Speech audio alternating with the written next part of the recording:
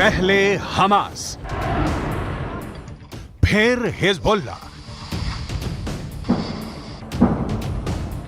इसके बाद हूथी और अब इजरायल से भिड़ने के लिए लेबनान पहुंच चुकी है बेहद खतरनाक और एलीट फोर्स इमाम हुसैन ब्रिगेड।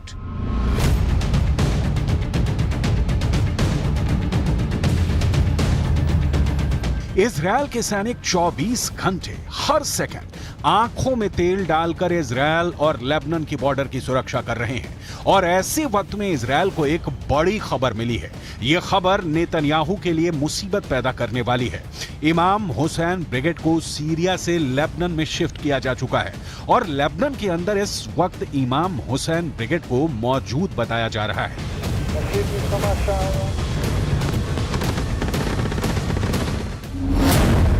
यह दावा इजरायल डिफेंस फोर्स के अरबी भाषा के प्रवक्ता अविचाई अद्राई ने एक ट्वीट के जरिए दी है।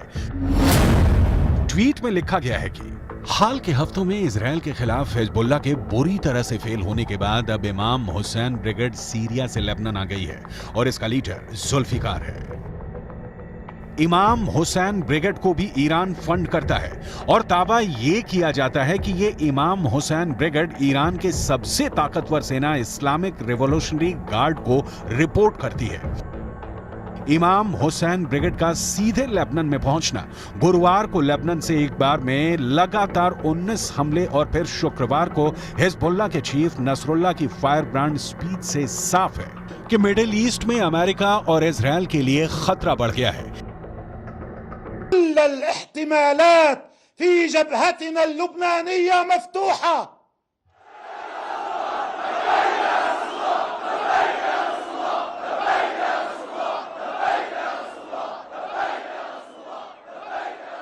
وأن كل الخيارات مطروحة ويمكن أن نذهب إليها في أي وقت من الأوقات.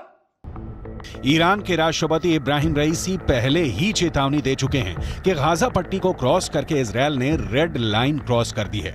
अगर गाजा पर ग्राउंड ऑपरेशन के दौरान हमास, फिलिस्तीन और हिजबुल्लाह ने एक साथ इजरायल पर हमला किया तो इनको रोकना इजरायल के लिए बहुत बड़ा चैलेंज बन जाएगा।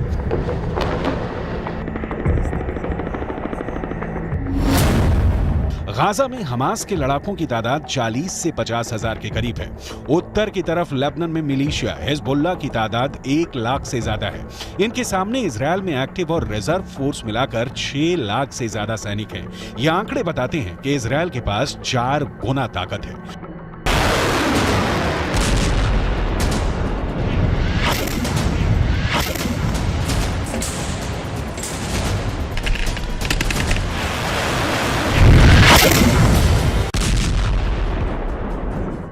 लेकिन हिजबुल्लाह के चीफ नसरुल्लाह से फिर भी अमेरिका घबराता है, क्योंकि नसरुल्लाह के पास अपने ओजस्वी भाषणों के जरिए बड़ा संगठन खड़ा करने की और सैनिकों में जोश भरने की अद्भुत क्षमता है।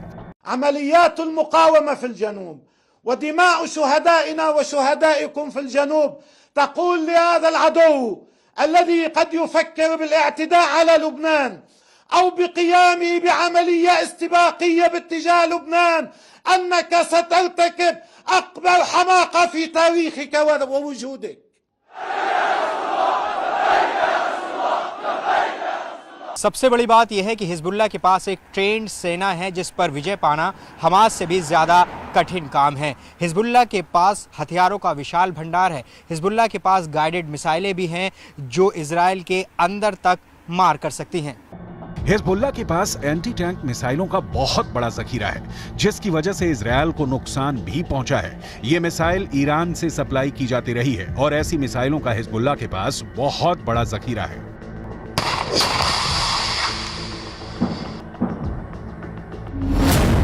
हिजबुल्लाह ने 3 तरह की एंटी टैंक गाइडेड मिसाइल इस्तेमाल की। ये है कॉर्नेट, इसकी रेंज 5 किलोमीटर तक है। ये रूस की मिसाइल है, लेकिन अब ईरान इसका देसी वर्जन दहलाविया तैयार कर चुका है और ऐसी बहुत सी मिसाइल अब हिजबुल्लाह के पास हैं। दूसरी है BGM-71 TOW anti tank guided missile. Range है 3.5 किलोमीटर।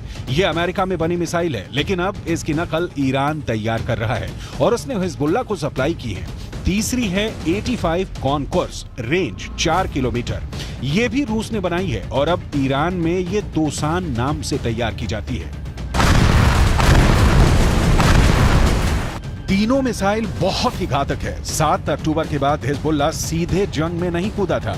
इजरायल की तरफ से हिजबुल्लाह को चेतावनी लगातार दी जा रही थी, लेकिन नॉर्दर्न बॉर्डर पर जंग की शुरुआत इजरायल डिफेंस फोर्स की तरफ से की गई, क्योंकि छुटपुट शुरुआती गोलीबारी के बीच सबसे बड़ा और ताबड़तोड़ हमला इजरायल की तरफ से ही किया गया था। हिजबुल्लाह के लड़ाकों की मौत जब शुरू हुई, उस वक्त भी हिजबुल्लाह पसुपेश में था, क्योंकि तब तक भी उसे नसरुल्लाह की तरफ से कोई साफ आदेश नहीं मिला था। लेकिन जब गाजा के अंदर बैप्टिस्ट अस्पताल पर हमला हुआ और बड़ी संख्या में अस्पताल के अंदर लोगों की मौत हो गई, तब हिजबुल्लाह ने लड़ाई छेड़ दी। हालांकि ये फुल स्केल वॉर अभी भी नहीं है।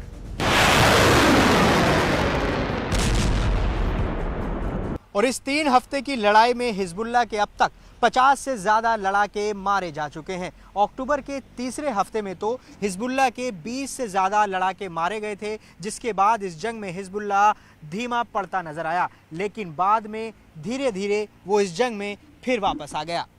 ईरान कभी अपनी जमीन पर युद्ध नहीं लड़ेगा, क्योंकि उसके रणनीतिकार बहुत होशियार हैं। ईरान की सरकार यमन, इराक और सीरिया को जमीन का इस्तेमाल करके अमेरिका और इजरायल के ठिकानों पर हमला कर रही है। इन देशों में अपनी जड़ें जमाने के लिए ईरान ने बरसों की मेहनत की है और अब वो उसका फायदा उठाना चाहते हैं। लेबनान एक ऐसा ही देश है जो जंग की चपेट में धीरे धीरे आता जा रहा है। लेबनान के अखबार नहार नेट ने यह रिपोर्ट किया है कि इजरायल ने ब्लीडा इलाके के पूर्वी बाहरी इलाके में फास्फोरस बम से हमला किया है, जिसकी वजह से वहां मौजूद आसपास के जंगलों में भारी आग लग गई थी। इन फास्फोरस बमों से लगी आग लंबे इलाके में फैले जंगलों तक फैल गई, जिससे भारी नुकसान हुआ। इजराइल की तरफ से लगातार ये कहा जा रहा है कि लेबनान हिजबुल्लाह के कंधों पर बंदूक रखकर जंग में कूदने का जोखिम ना उठाए, क्योंकि इस बार लेबनान बहुत बुरी तरह जंग की चपेट में आएगा और फिर ये कहकर पल्ला नहीं झाड़ सकता कि इस जंग में उसे हिजबुल्लाह ने घसीटा है।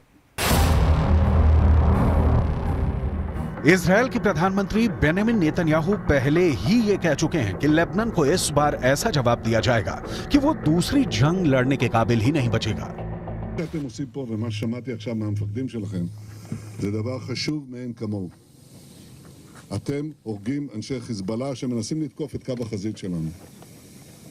אני לא יודע עכשיו, כשאני נמצא איתכם, אני לא יכול להגיד לכם כרגע אם חיזבאללה יחליט להיכנס בצורה מלאה למלחמה.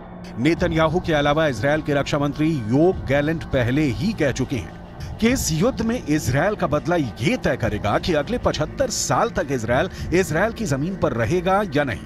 अभी तक हिजबुल्लाह के 50 से ज्यादा लड़ाकों के मारे जाने की खबरें आ चुकी हैं, लेकिन इसके बावजूद भी इजरायल के रक्षा मंत्री ने बयान ये दिया है कि अभी वो युद्ध को विस्तार नहीं देना चाहते।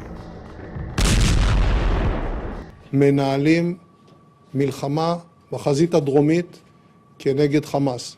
אנחנו מוכנים לכל התפתחות בצפון. חיזבאללה סופג נפגעים רבים. יחד עם זה אין לנו עניין להרחיב את המלחמה. אם נידרש לעניין הזה, נדע מה לעשות. הכוחות מוכנים בהגנה. नोट करने वाली बात यह है कि जब इजरायल नॉर्दर्न बॉर्डर पर युद्ध का विस्तार नहीं चाहता है, तब 45 से ज्यादा हिजबुल्लाह लड़ाके मारे जा चुके हैं। तो सवाल यह उठता है कि अगर इजरायल युद्ध का विस्तार कर देगा तो फिर हिजबुल्लाह की हालत क्या होगी।